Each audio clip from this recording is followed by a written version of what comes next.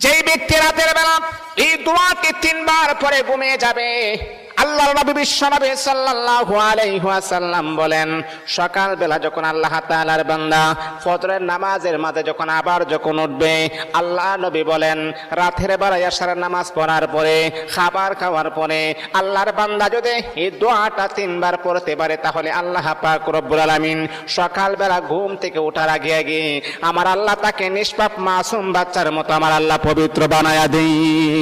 দোয়াটা সবাই আমরা জানি, আমরা সবাই কিন্তু দোয়াটা জানি, কিন্তু আমরা আমল করি না। দোয়াটা হলো আস্তাগফিরুল্লাহাল্লাযী লা ইলাহা ইল্লা হুয়াল হাইয়ুল কাইয়্যুম ওয়া আতুবু ইলাইহি লা হাওলা ওয়ালা কুওয়াতা ইল্লা বিল্লাহিল আলিয়্যিল আযীম। 3 বার যদি আপনি পড়তে পারি, ইনশাআল্লাহ আল্লাহ পাক রব্বুল আলামিন আমার আপনার জীবনের সমস্ত গুনাহগুলোকে আমার আল্লাহ ক্ষমা করে দিবে।